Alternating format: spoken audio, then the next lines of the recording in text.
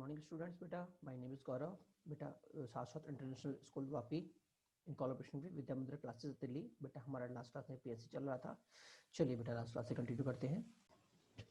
Last class में question number 22 हमारा done हो चुका था। चलिए बेटा क्वेश्चन नंबर 23 की बात करते हैं।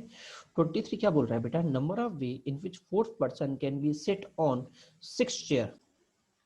बेटा देखिए इसमें मुझे 4 पर्सन को 6 चेयर पे बिठाना है। इसका मतलब बेटा मेरे पास 6 ज्यादा है, पर्सन कम है। तो सिंपल सी मैं बात बोलूंगा कि मेरे पास 6 चेयर है, 6 में से मुझे कोई भी 4 चेयर को चुन के उन पे लोगों को बिठाना है। क्लियर हुआ नहीं हुआ? तो सबसे पहले तो बेटा चेयर्स का सिलेक्शन, तो 6 में से 4 को सिलेक्ट करूंगा तो क्या होगा 64। ठीक है, और बेटा जब 4 चेयर सिलेक्ट हो जाएंगी उसके बाद उन चेयर्स पे मैं पर्सन को अरेंज करूंगा। तो 4 चेयर पे 4 पर्सन को अरेंज करने का तरीका कितना हो जाएगा 4 फैक्टोरियल। तो आंसर कितना हो गया 64 into 4 factorial. Is it clear? चलिए बेटा अगला बेटा हमारे पास मेथड आता है स्ट्रिंग एंड गैप मेथड। बेटा very very very important method. बेटा एंड तक चलता रहेगा ये कॉन्सेप्ट, ध्यान रखिएगा ये कॉन्सेप्ट एंड तक चलता रहेगा। बताता हूं करना क्या है। स्ट्रिंग का मतलब आप जानते हो बांधना, और गैप का मतलब दूरी। ठीक है, तो क्वेश्चन के थ्रू आते हैं। क्वेश्चन क्या बोल रहा है बेटा? क्वेश्चन आपसे बोल रहा है number of way if different color of rainbow are arranged so that green and blue are never together। Examiner आपसे बोलना चाह रहा है, क्वेश्चन आपसे बोलना चाह रहा है कि जो रेनबो के जो 7 कलर होते हैं मुझे उन 7 कलर को अरेंज करना है, मुझे इन 7 कलर को अरेंज करना है और इस तरह से करना है कि ग्रीन और ब्लू मेरे पास कभी भी साथ में नहीं आए। तो बेटा एक बात आप ध्यान रखिएगा, अगर कभी भी किसी क्वेश्चन में नेवर टुगेदर वाला क्वेश्चन आपके सामने आता है, नेवर टुगेदर, ठीक है, तो बेटा इसका निकालने का तरीका हमारे पास 2 तरीके होते हैं। एक तो गैप मेथड, ठीक है, कौन सा गैप मेथड, और एक बेटा स्ट्रिंग मेथड। ठीक है, 2 तरीके होते हैं, ठीक है ना, इसको सॉल्व करने की। चाहे इससे सॉल्व कर लो चाहे इससे सॉल्व कर लो। ठीक है, तो हम बात करते हैं सबसे पहले स्ट्रिंग मेथड से। ठीक है ना, तो बेटा देखो हम जानते हैं मेरे पास टोटल 7 कलर होते हैं, टोटल 7 कलर होते हैं। तो 7 कलर को अरेंज करने का तरीका क्या होगा? 7 कलर को अरेंज करने का तरीका होगा बेटा मेरे पास 7 फैक्टोरियल, होगा नहीं होगा? ठीक है, इस 7 फैक्टोरियल में बेटा वो सभी केसेस आ जाएंगे जिसमें ग्रीन और ब्लू साथ थे, टुगेदर थे, और वो केस भी आ जाएंगे जिसमें ग्रीन और ब्लू साथ नहीं थे। क्लियर हुआ नहीं हुआ? क्योंकि तो टोटल केस बता रहा है, टोटल केस में वो केस भी होंगे टुगेदर वाले, वो केस भी होंगे जो नॉट टुगेदर वाले। तो बेटा अगर मुझे नॉट टुगेदर वाला चाहिए तो मैं क्या बोलूंगा? तो नॉट टुगेदर क्या हो जाएगा बेटा? Not together is equal to, देखो factorial 7 is equal to B G together plus B G not together. तो बीजी नॉट टुगेदर का आंसर कितना आ गया 7 फैक्टोरियल माइनस बीजी टुगेदर। तो बेटा ध्यान रखिएगा कि नॉट टुगेदर में एक तरीका हमारे पास, पहला तरीका क्या होता है स्ट्रिंग, उसमें क्या करते हैं बेटा हम, उसमें करते हैं टोटल माइनस टुगेदर। क्लियर हुआ नहीं हुआ? टोटल माइनस टुगेदर अगर मैं करूंगा तो बेटा मुझे क्या निकल जाएगा? मुझे निकल जाएगा not together. Is it clear to all? ठीक है, चलिए किधर गया? ठीक है, चलिए आगे बढ़ते हैं। ठीक है, अब बेटा टुगेदर से टुगेदर कैसे निकालें? अब टुगेदर कैसे निकालें? बेटा देखो जब भी अगर आपको टुगेदर निकालना हो, क्या निकालना हो? टुगेदर निकालना हो, तो बेटा जब भी आपको टुगेदर निकालना हो तो टुगेदर के लिए स्ट्रिंग मेथड सबसे बेस्ट मेथड है। कैसे? बेटा अगर मुझे कोई भी चीज दो चीजें एक साथ चाहिए तो मैं क्या करूंगा? मैं उन दोनों को पकड़ के एक धागे से बांध दूंगा, मैं इन दोनों को पकड़ूंगा और धागे से उन्हें क्या करूंगा? बांध दूंगा, एक बोरी में बांध दूंगा। सिंपल सी बात ये। तो बेटा जैसे ही मैंने इन दोनों को बांधा, जैसे मेरे पास कलर कौन कौन से होते हैं, VIBGYOR विवग्योर होता है। ठीक है, मुझे बोल रहा है बी और जी मुझे साथ चाहिए, तो बेटा मैं बी और जी को एक ही स्ट्रिंग से बांध दूंगा। तो बेटा जब ये दोनों एक स्ट्रिंग से बंध गए तो मेरे पास कितने ऑप्शन रह गया? 1 2, ये दोनों तो एक हो चुके हैं, तो ये हो गया 3, ये हो गया 4, ये हो गया 5, ये हो गया 6। क्या सभी को मेरी बात समझ में आई नहीं आई? जैसे ही मैंने दोनों को एक साथ ले लिया तो अब 2 की बजाय एक फंक्शन की तरह बिहेव करेंगे क्योंकि आपने उन दोनों को बांध दिया है। क्या सभी को समझ में आया? अब 6 कलर को अरेंज करने का तरीका कितना होता है बेटा? 6 कलर को अरेंज करने का तरीका होता है बेटा मेरे पास 6 फैक्टोरियल। क्या होता है बेटा? 6 फैक्टोरियल, अरेंजमेंट ऑफ 6 कलर। ठीक है, अब बेटा ये जो मैंने यहाँ पे बीजी को बांधा था, तो बेटा जब मैं इनको बोरी में बांधूंगा तो ये भी तो आगे पीछे हो सकते हैं ना। जब ये बीजी साथ लेना है तो ये भी तो साथ होगा ना। क्लियर हुआ नहीं हुआ? तो इन दोनों के लिए इंटू 2 फैक्टोरियल, क्या समझ में आया नहीं आया? तो पहला किसके लिए था? 7 कलर्स का अरेंजमेंट। दूसरा किसके लिए था बेटा? बी और जी के, उनका बी और जी के अरेंजमेंट के लिए। क्या क्लियर हुआ नहीं हुआ? तो बेटा ये कौन सा केस आ गया? ये वो केस आ गया जब मेरे पास ये दोनों टुगेदर थे। तो नॉट टुगेदर वाला केस कितना आएगा? टोटल मतलब 7 factorial minus together that is 6 factorial into 2 factorial. अब बेटा फैक्टोरियल में मैंने आपसे कहा था जब भी आप सॉल्व करो तो सॉल्व नहीं करना, कॉमन ले लेना है। तो 7 फैक्टोरियल को मैं क्या बोलता हूँ? 7 फैक्टोरियल होता है बेटा 7 इंटू 6 फैक्टोरियल। तो देखो 6 फैक्टोरियल एंड 6 फैक्टोरियल बेटा दोनों में से कॉमन निकल गया, अंदर क्या बचा? 5 into 7 that is 5 into 6 factorial that is 5 into 720 that is 3600। Is it clear? बेटा ये था आपका स्ट्रिंग मेथड। क्या था? String method. ठीक है बेटा। मेथड 2 है बेटा हमारे पास गैप मेथड। गैप मेथड क्या बोल रहा है बेटा कि एग्जामिनर मुझे जिन भी दो कलर्स की बात कर रहा है, ब्लू और ग्रीन की बात कर रहा है, ब्लू और ग्रीन की बात कर रहा है, तो मैं क्या करूंगा? मैं इन दोनों को छोड़ के बाकी कलर्स को अरेंज कर दूंगा कुछ इस तरह से कि मैं उन सबके बीच में एक एक जगह खाली छोड़ दूं। तो टोटल मेरे पास 7 कलर थे, 7 में से मैंने ब्लू और ग्रीन को रिमूव कर दिया, तो मेरे पास कितने कलर बचे? 5। कितने बचे? 5। अब बेटा 5 कलर के बीच में कितनी जगह बचेगी? बेटा 7 जगह स्पेसेस होंगी। कौन कौन सी? एक जगह खाली ये बचेगी, दूसरी जगह ये, तीसरी जगह ये, चौथी जगह ये, पांचवी जगह ये और छठी जगह ये। ठीक है बेटा। देखो सिंपल सी बात है कि आपको नॉट टुगेदर वाला केस चाहिए। देखो सिंपल सी बात से हम बोलते हैं कि भाई क्लास के अंदर मान लो दो बच्चे बहुत बातचीत करते हैं, ठीक है। एक तरीका तो क्या था कि आप भैया उनको अलग अलग बिठा दो। एक तरीका क्या था कि आप उनको उठाओ और अलग अलग बिठा दो। एक तरीका आपके पास और था। क्या तरीका था? कि जो बाकी बच्चे हैं ना उनको एक रो में इस तरह बैठा दो कि हर एक बच्चे के बीच में एक चेयर का गैप हो। मतलब एक बच्चा इधर बैठ गया, फिर एक चेयर खाली, फिर एक बच्चा बैठ गया, फिर एक चेयर खाली, फिर एक बच्चा बैठ गया, फिर एक चेयर खाली। सेम इधर एक बच्चा बैठ गया, इनके बीच में एक खाली, फिर एक चेयर खाली, फिर एक बच्चा बैठ गया और बेटा फिर एक चेयर खाली। अब ये बताओ अगर मैं इन खाली चेयर में से किसी भी पॉइंट पे बी और जी को अगर मैं बिठाऊंगा तो क्या कभी भी ये टुगेदर हो सकते हैं क्या? क्या आपको मेरी बात समझ में आई नहीं आई? हाँ तो बेटा ये होता है गैप मेथड। तो पहला काम तो क्या होता है कि 5 जो मेरे पास रिमेनिंग है, जो मेरे पास 7 में से कितने बचे थे? 2 रिमूव हो गए, कितने बचे? 5। तो पहला काम तो पांचों को अरेंज करना। पहला काम पांचों को अरेंज करना जिनके बारे में मुझे बात नहीं करनी। तो 5 अरेंज करने का तरीका कितना हो गया? 5 फैक्टोरियल।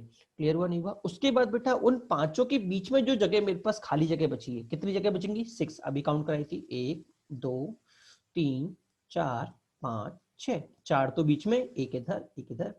तो बेटा उन 6 जगह में से अगर मैं किसी भी दो जगह पे बी और जी को बैठाऊंगा तो बेटा वो एक साथ नहीं होंगे। तो दूसरा काम क्या होगा? 6 उन रिमेनिंग खाली जगहों में से, उन रिमेनिंग 6 ब्लैंक जगहों में से 2 का चुनाव। तो 6C2।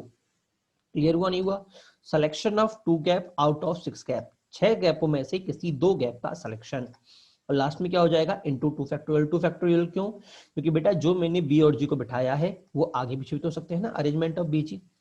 क्लियर हुआ नहीं हुआ भाई? दो चीज, मान लो ये सीट चुन ली और ये सीट चुन ली, तो यहाँ पे भी तो दो तरह से बैठ सकता हूँ ना, बी और जी करके, या फिर मैं बोल सकता हूँ जी और बी करके। क्लियर हुआ नहीं हुआ? तो बेटा ये था मेरे पास गैप मेथड।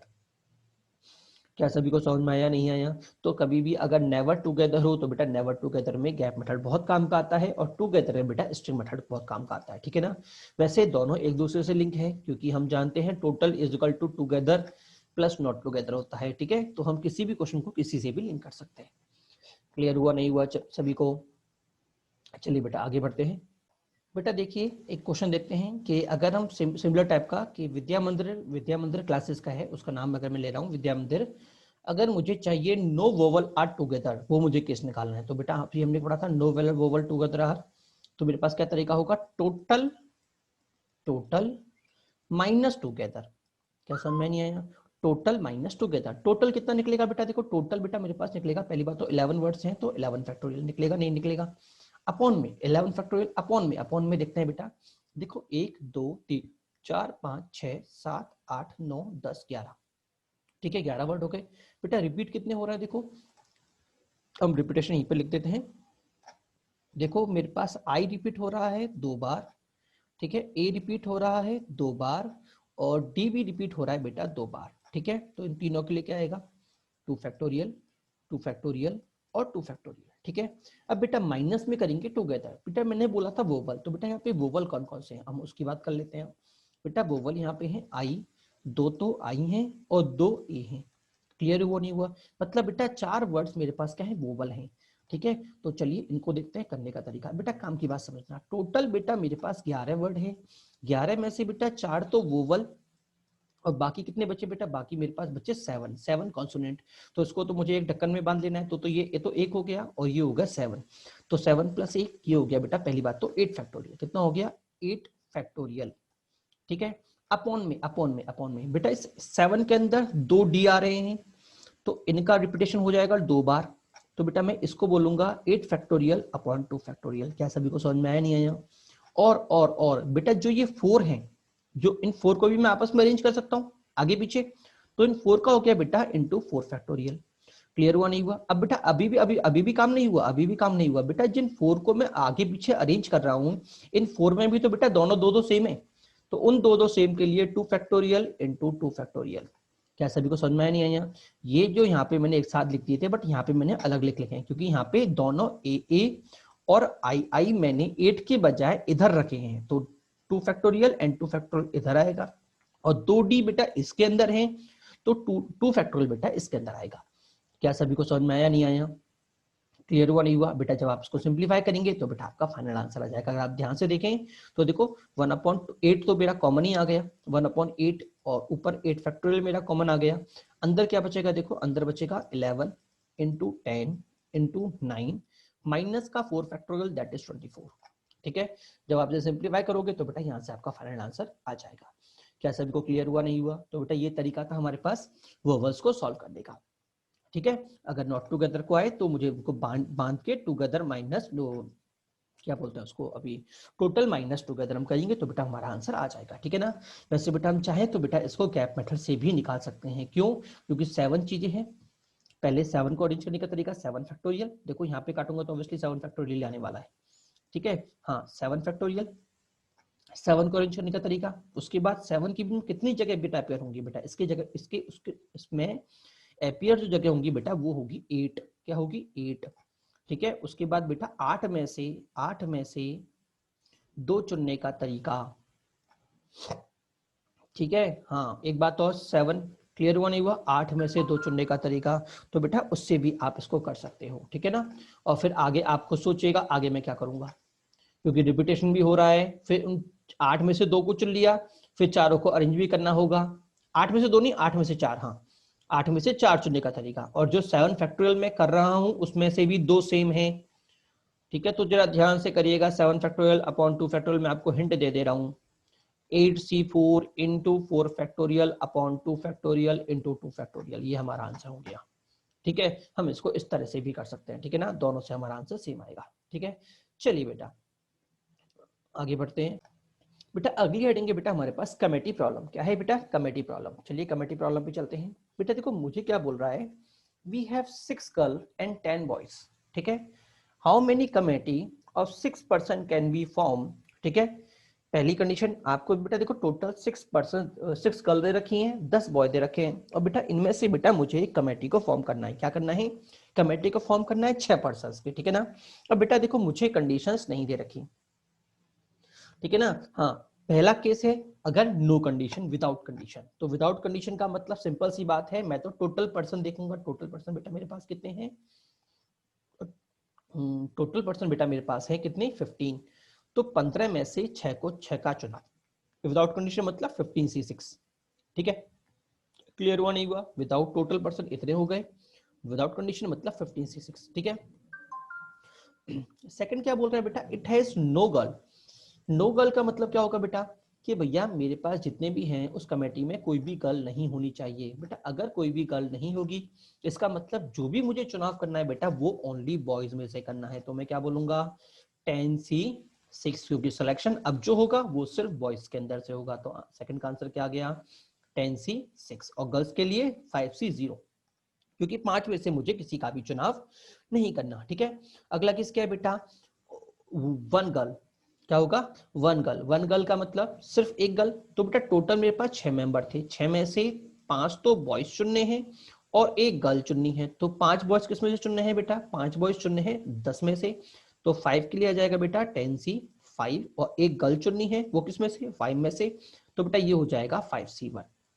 क्या क्लियर नहीं हुआ? 10C5 और एक साथ अकर हो रहा है, दोनों का चुनाव एक साथ ही हो रहा है, तो आंसर क्या होगा? मल्टीप्लाई होगा। मेरा आंसर क्या आ गया? 10C5 into 5C1। Is it clear to all? हाँ जी। अगला केस क्या है? 3 बॉयज 3 गर्ल, तो ये दोनों क्या हो जाएंगे? ये दोनों 3-3 हो जाएंगे। 3 बॉयज 3 गर्ल, तो इस केस में क्या होगा बेटा? बॉयज जो चुने जाएंगे वो किससे चुने जाएंगे? जो मेरे पास गिवन बॉयज हैं। बॉयज टोटल बॉयज कितने हैं बेटा मेरे पास? 10। तो 10 में से 3 का चुनाव, तो बेटा ये हो गया 10C3। क्लियर हुआ नहीं हुआ? 10C3। और बॉयज गर्ल्स मेरे पास कितनी है बेटा? 3 है, तो बेटा ये कितना हो गया? 5C3। तो आंसर कितना आ गया? 10C3 into 5C3। ठीक है। और आखिरी ऑल बॉयज। ऑल बॉयज तो हम ऑलरेडी देख चुके हैं, नो गर्ल का मतलब ऑल बॉयज ही था। ठीक है बेटा। एक बात और, अगर बेटा मैं यहाँ पे ये एक कंडीशन में अपनी तरफ से डाल दूं कि एटलीस्ट 1 गर्ल, अगर मैं आपसे बोल दूं एटलीस्ट 1 गर्ल, अगर मैं ये डालता हूं एटलीस्ट 1 गर्ल का मतलब क्या होता है बेटा? कि टोटल जो 6 की कमेटी है उसमें कम से कम एक गर्ल तो होनी चाहिए। कम से कम एक का मतलब 1 होगी तो भी चलेगी, 2 होंगी तो भी चलेगी, 3 होंगी तो भी चलेगी, 4 होंगी तो भी चलेगी, और पूरी पांचों की पांचों गर्ल आ जाएंगी तो भी चलेगा। एटलीस्ट 1 गर्ल होने का मतलब ये है। तो बेटा ध्यान रखिएगा, जब भी अगर आपके पास एटलीस्ट वर्ड आता है, क्या आता है? अगर कभी भी आपके पास एटलीस्ट 1 आता है तो ध्यान रखिएगा, मैंने शायद आपको नहीं लिखाया है, नहीं लिखाया तो अभी देख लीजिए। एटलीस्ट 1 होने का मतलब क्या होता है बेटा? एटलीस्ट 1 होने का मतलब होता है total minus none. Total minus none. Clear हुआ नहीं हुआ? इंपॉर्टेंट कॉन्सेप्ट, क्योंकि बेटा अगर मैं एटलीस्ट 1 की बात करूं, मतलब टोटल मेरे पास 5 गर्ल थी, तो कितनी पॉसिबिलिटी बनती है? एक भी गर्ल ना हो, एक गर्ल हो, 2 हो, 3 हो, 4 हो, 5 हो। अब मैं बोल रहा हूं एटलीस्ट 1 मतलब मुझे पहला, दूसरा, तीसरा, चौथा, पांचवा, ये सभी केसेस को मुझे लेना है, सिर्फ ये वाला केस नहीं लेना। तो एक तरीका तो है टोटल में से 0 को हटा दो, तो ऑब्वियसली बात है आपको पांचों केस आ जाएंगे।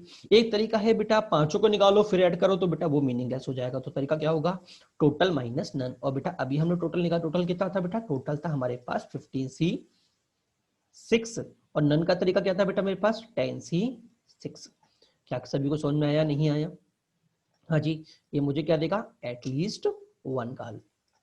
Is it clear to all? चलिए अगले क्वेश्चन पे चलते हैं। अगला क्वेश्चन क्या बोल रहा है? In a cricket team of 13 player, एक क्रिकेट टीम में 13 प्लेयर हैं, ठीक है, 4 bowlers are there, in how many ways a team of 11 player. बेटा सिंपल सी बात है कि आपकी टीम जो इंडिया के बाहर जाती है, ऐसे ऑस्ट्रेलिया गई है, अभी गई हुई है टीम, ठीक है ना, तो उसमें 13 प्लेयर्स को भेजा गया है। उन 13 प्लेयर्स में से बेटा 4 बॉलर्स हैं। कितने बॉलर हैं? 4 बॉलर हैं, ठीक है। अब ये आपसे बोल रहे हैं कि हम कितनी तरीके से टीम को फॉर्म करें कि कम से कम 2 बॉलर तो टीम में हो ही हो। क्लियर हुआ नहीं हुआ? कि भैया मैं टीम को किस तरह से फॉर्म करूं कि भैया कम से कम 2 बॉलर तो टीम में हो ही हो। क्या क्लियर हुआ नहीं हुआ? देखो अब फिर से बोला बेटा एटलीस्ट 2 बॉलर, तो टोटल बॉलर बेटा मेरे पास कितने हैं? 4, ठीक है।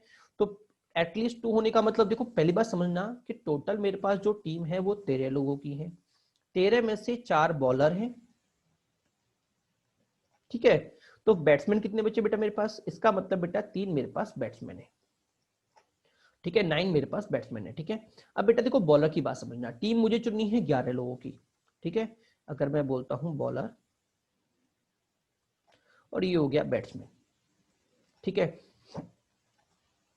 तो मिनट रुकिएगा, एक हो गया बॉलर, एक हो गया बैट्समैन, ठीक है। अब बेटा देखो एग्जामिनर मुझसे बोल रहा है कि कम से कम 2 बॉलर मुझे चाहिए, मतलब 2 बॉलर लूंगा।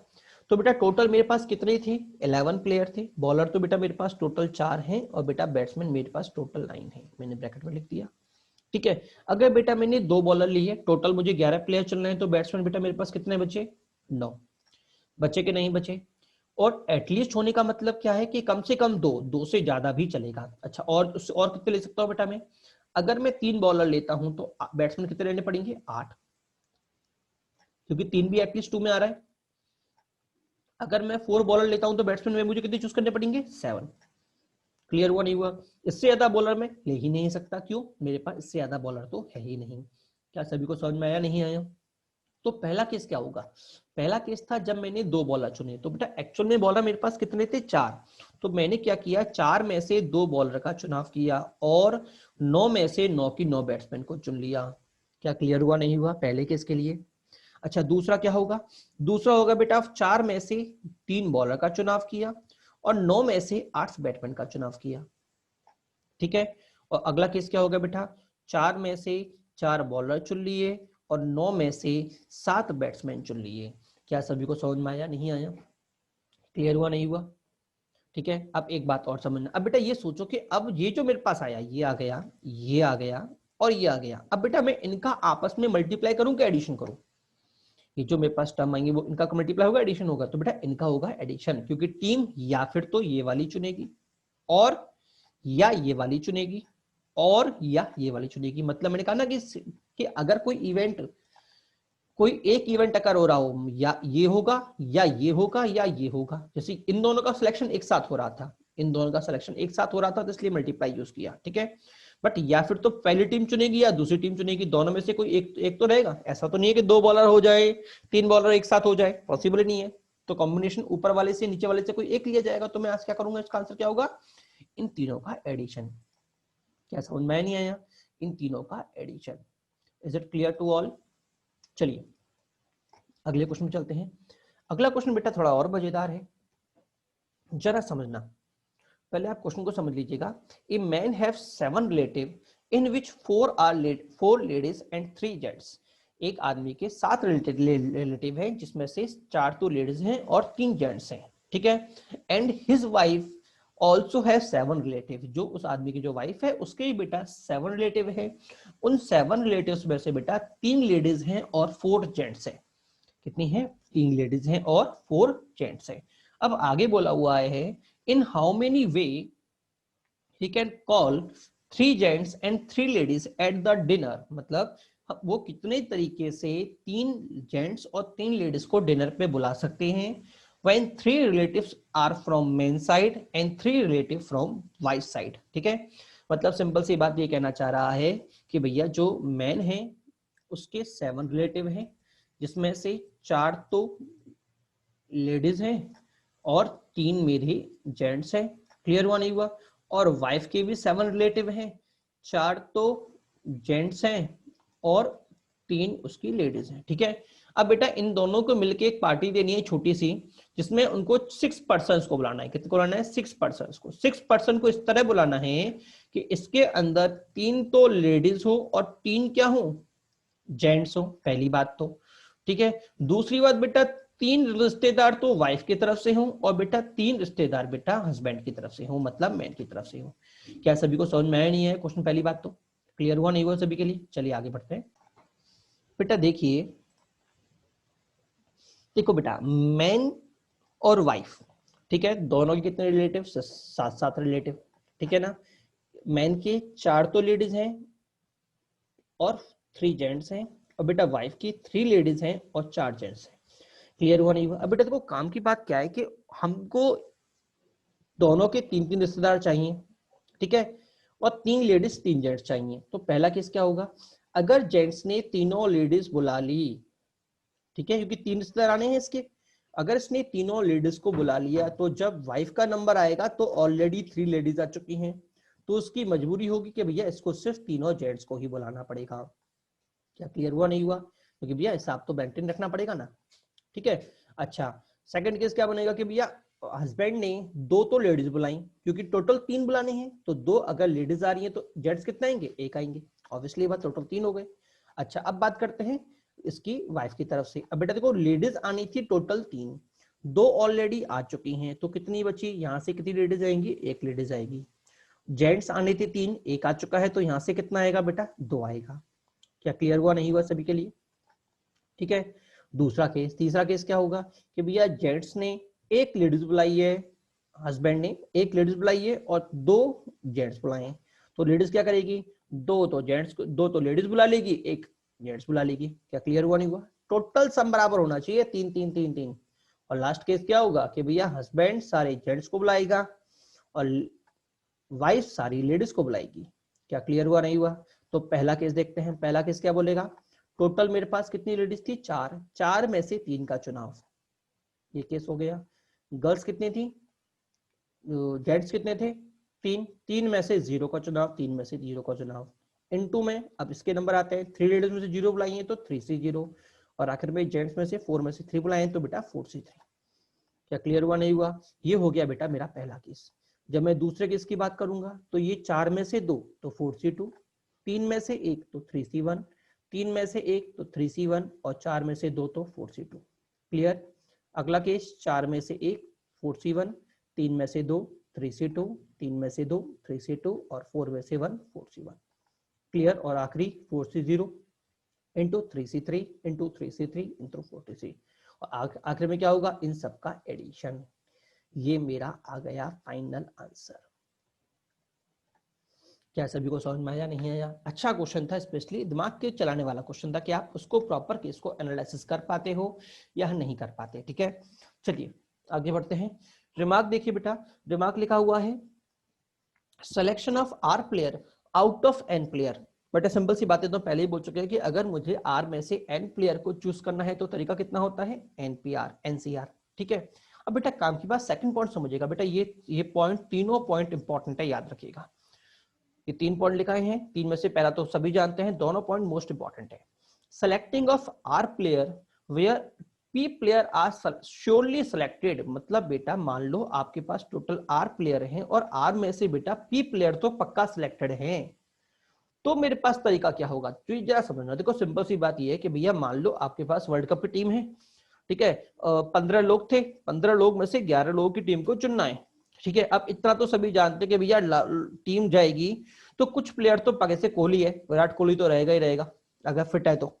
ठीक है, रोहित शर्मा रहेगा ही रहेगा अगर फिट है तो। क्लियर हुआ नहीं हुआ भाई? एक कैप्टन एक वाइस कैप्टन, ये तो रहेंगे ही रहेंगे।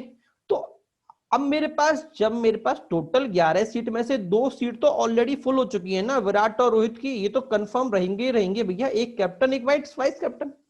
क्या समझ में आया, नहीं आया? तो अब मेरे पास जगह कितनी बची चूज करने के लिए, ऑप्शन की जगह कितनी बची, सिर्फ 9। और प्लेयर कितने बचे भाई, प्लेयर पहले 15 थे, 15 में से 2 तो हट गए, 2 तो जाके बैठ गए भाई, सिंपल सी बात है। तो मेरे पास प्लेयर कितने बचे, 13। तो मुझे करना क्या एक्चुअल में बेटा, इसका मतलब मुझे 13 लोगों में से 9 लोगों को चुनना है। क्या आपको मेरी बात समझ में आई, नहीं आई? हाँ, कोई वो तो ना जिद्दी बाबा बेटा कि ना सर मैं तो यहीं पे बैठूंगा, जाके बैठ गया, 15 लोगों को चेयर पे बैठाना है। ठीक है, और पार्थ भाई साहब जिद्दी हैं, वो जाके बैठ गए, सर मैं तो उसी चेयर पे बैठूंगा, मैं तो नहीं उठने वाला।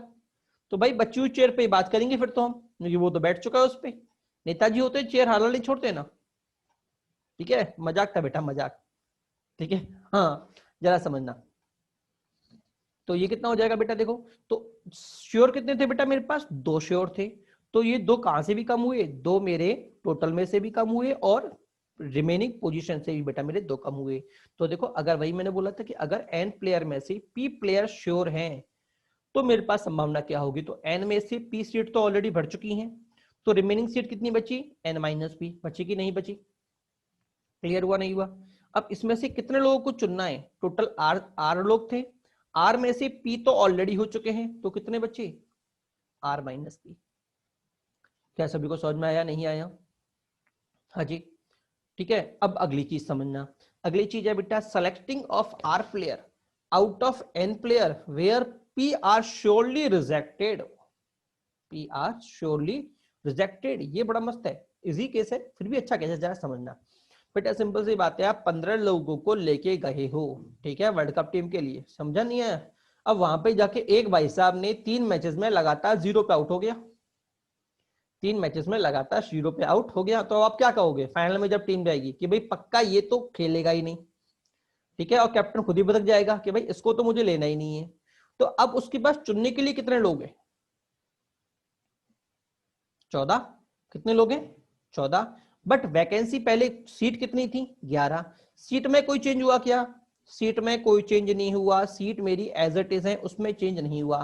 पर जो मेरे पास पहले ऑप्शन अवेलेबल थे उसमें से जो रिजेक्टेड है वो हट गए। पहले 15 ऑप्शन थे मेरे पास, अब कितने रह गए, मात्र 14, क्योंकि जो रिजेक्टेड है वो तो मुझे लेने ही नहीं है, तो बेटा उनको तो मैं ऑप्शन में डालूंगा ही नहीं। तो अगर मेरे पास n ऑप्शन अवेलेबल हैं, n में से मुझे r लोगों को चुनना है, बट मैंने p लोगों को रिजेक्ट कर दिया कि भैया इनको तो मैं चुनूंगा ही नहीं, तो अब मेरे पास ऑप्शन कितने बचे, n माइनस p। अब इसमें से मुझे चुनना पड़ेगा r लोगों को। क्या समझ में आया, नहीं आया? तो इसका आंसर क्या आ जाएगा, n minus p c r. क्या क्लियर हुआ, नहीं हुआ? ठीक है। और बेटा ध्यान रखिएगा, ये सिलेक्शन और रिजेक्टेड का केस आगे भी मैं समझाऊंगा, अलग अलग केसेस में यही चीज घुमा के बोल देगा, लैंग्वेज बदल देगा, बट सारांश यही जा रहा होगा। ठीक है, चलिए आगे बढ़ते हैं। बेटा अगला क्वेश्चन है हमारे पास, दादाजी प्रॉब्लम, ग्रैंडपा प्रॉब्लम। ठीक है, हाँ तो क्वेश्चन क्या है बेटा, क्वेश्चन देखिए, a grandfather with 7 grandchildren take them to zoological garden without taking same 3 children together. How frequently each child goes and how frequently दादाजी goes? ठीक है, क्वेश्चन को जरा समझना। क्वेश्चन क्या बोल रहा है कि भैया सिंपल सी बात है, एक दादाजी के 7 पोते हैं, 7 ग्रैंड चिल्ड्रन है, पोता पोती है। ठीक है, वो उनमें से 3 लोगों को जूलॉजिकल गार्डन लेके जाते हैं। ठीक है ना, बट शर्त क्या है कि तीनों की तीनों सेम बच्चे नहीं चलेंगे। मान लो पहली बार गए थे राम श्याम मोहन, ठीक है, अगली बार जब जाएंगे तो राम श्याम मोहन नहीं होने चाहिए, उनमें से कोई एक बदल जाए तो काम चल जाएगा। अगर राम श्याम मोहन में से कोई एक भी बदल गया तो काम चल जाएगा, 2 बदल गए तो भी काम चल जाएगा, पूरा सेट नया मिल गया तो भी काम चल जाएगा, बट सेम टू सेम को नहीं लेके जाएगा।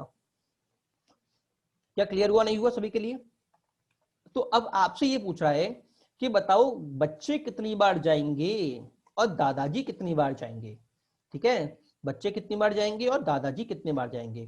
तो पहली चीज समझना कि भाई दादाजी कितनी बार जाएंगे, पहली काम की बात तो ये, तो भाई जितनी बार ग्रुप बनेगा उतनी बार दादाजी जाएंगे, क्योंकि सीधी सी बात है भैया, कल गए थे राम श्याम मोहन, अगले दिन मोहन को हटा के घनश्याम को बुला लाए कि दादाजी हमारा ग्रुप नहीं गया, बाकी ग्रुप गया, हमारा ग्रुप नहीं गया, तो दादाजी को फिर जाना पड़ेगा, सिंपल सी बात है।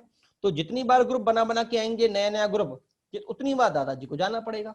तो कितनी बार दादाजी जाएंगे, जितनी बार ग्रुप बनेगा। ग्रुप कितनी बार बनेगा, 7 में से जितनी बार 3 का पेयर बन जाएगा, 7 में से जितनी बार 3 का पेयर बन जाएगा उतनी बार दादाजी को जाना पड़ेगा, जैसे 7C3। क्या सभी को समझ में आया, नहीं आया? हाँ जी।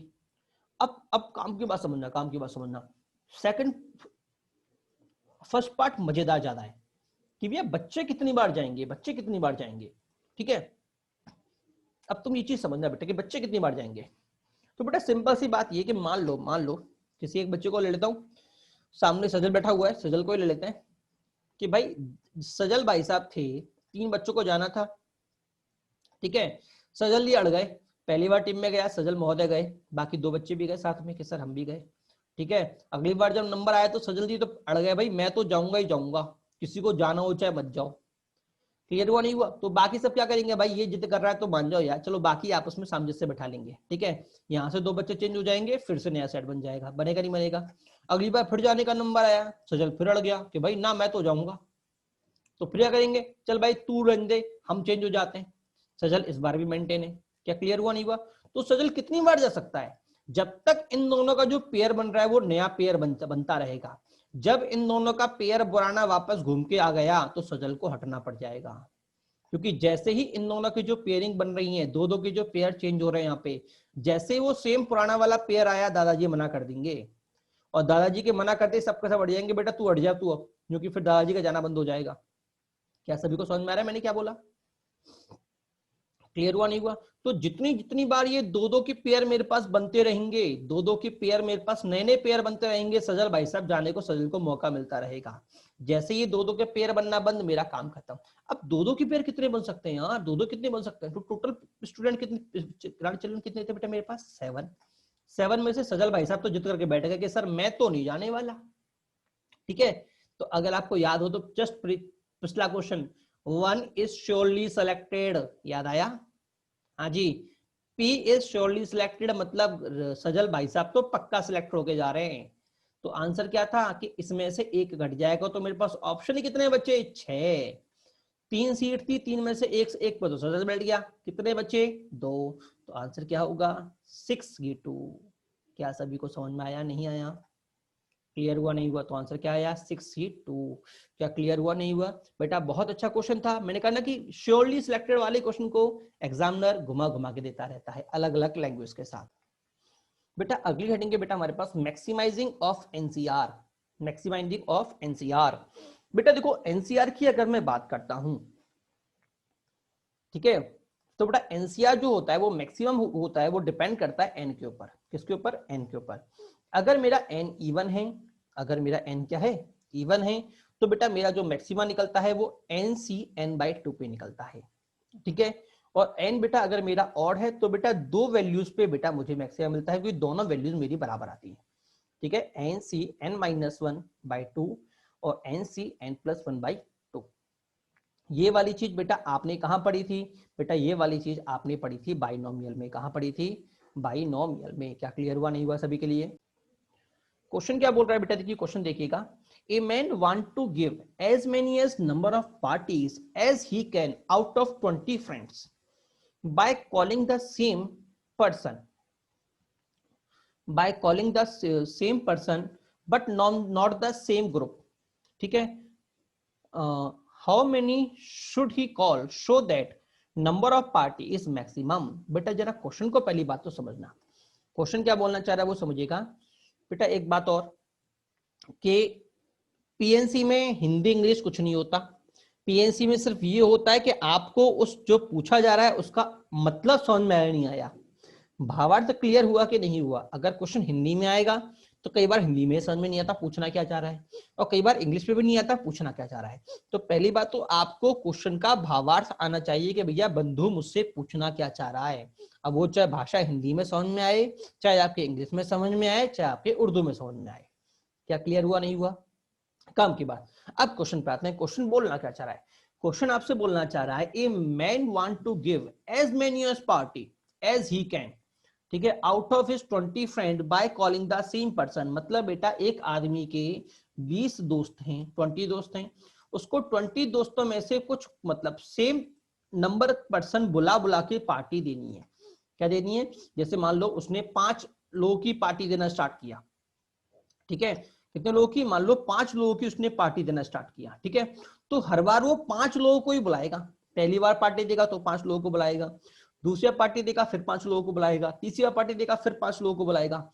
ऐसे कब तक बुलाता रहेगा, जब तक सेम ग्रुप रिपीट नहीं होना चाहिए। क्या क्लियर हुआ नहीं हुआ। सेम पिछला क्वेश्चन दो दादाजी था, याद है ना दादाजी का क्वेश्चन, कि भैया मैं कितनी बार जाऊंगा, जितनी बार ये 3-3 का ग्रुप बनता रहेगा, बट कोई भी बंधु रिपीट नहीं करना चाहिए।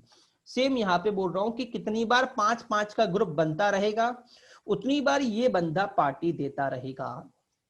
क्या मेरी बात समझ में आई नहीं आई, क्लियर हुआ नहीं हुआ। जितनी बार 5-5 का ग्रुप बनता रहेगा उतनी बार ये पार्टी देता रहेगा। अब एग्जामिनर क्या बोल रहा है, एग्जामिनर बोल रहा है जैसे 20 में से 5 का ग्रुप बनाएगा, ठीक, जितनी बार 5 का ग्रुप बनेगा उतनी बार पार्टी देगा, ठीक है। और मान लो मैंने 5 का बोला, 6 का भी तो ग्रुप बना सकता था, 7 का भी ग्रुप बना सकता था। तो हमसे एग्जामिनर ये बोल रहा है कि वो कितने लोगों का ग्रुप बनाना स्टार्ट करे कि जो नंबर ऑफ पार्टी जो वो देना स्टार्ट करे वो मैक्सिमम हो जाए। वो कितने लोगों का, 20 में से कितने लोगों का ग्रुप बनाए कि नंबर ऑफ पार्टीज क्या हो जाए, मैक्सिमम हो जाए। क्या सभी को समझ में आया मैंने क्या बोला, हाँ जी। चलिए आगे बढ़ते हैं। तो अभी हमने देखा, अब बेटा एक बात समझना कि अगर 20 में से मैं 5 का ग्रुप बना रहा हूं तो इसका मतलब कितने ग्रुप बनेंगे, 20C5। अगर भैया मैंने 6 का ग्रुप बनाया तो मेरे पास कितने बनेंगे, 20C6।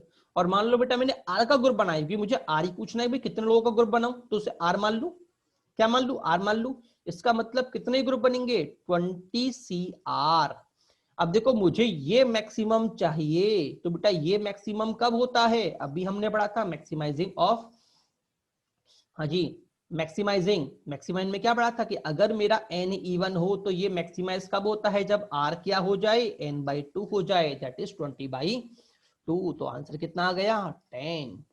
क्या क्लियर हुआ नहीं हुआ, हाँ जी। अब बेटा इसी क्वेश्चन का second part, how many time each friend can be call, कितनी बार अगर वो 20-20 लोगों की पार्टी 10-10 लोगों की पार्टी देना स्टार्ट करता है तो एक आदमी को वो कितनी बार बुलाएगा। सेम प्रीवियस वाला क्वेश्चन की कि एक बच्चा कितनी बार जाएगा, याद है? हाँ बेटा, सेम पिछली की तरह से कि कितनी बार जाएगा, तो मैंने सेम जैसे एक पिछला क्वेश्चन था ना, तो बेटा मैंने मान लो राम को फिक्स कर दिया, राम इज श्योर पक्का आ रहा है, तो राम के आने में जितनी बार, राम के आने पर जितनी बार पार्टी बनेंगी उतनी बार बेटा एक आदमी पार्टी में आएगा। क्लियर हुआ नहीं हुआ भाई? अगर मान लो राम को मैं फिक्स कर दिया कि राम के आने पे जितनी बार पार्टी बनेगी उतनी बार हर फ्रेंड आएगा, तो अगर मैं राम को फिक्स कर दूं तो कितने मेरे पास ऑप्शन थे, 20 बॉयजों में से मैंने राम को फिक्स कर दिया तो कितने बचे, 19। 10 सीटों में से एक सीट राम की फिक्स कर दी तो कितनी बची, 9। तो आंसर कितना आ गया, 19C9। क्लियर हुआ नहीं हुआ बेटा? आज की क्लास हम यहीं पे ओवर करते हैं, अगली क्लास आपकी जो भी होगी स्टार्ट करेंगे ज्योमेट्रिकल प्रॉब्लम से। Is it clear to all? चलिए।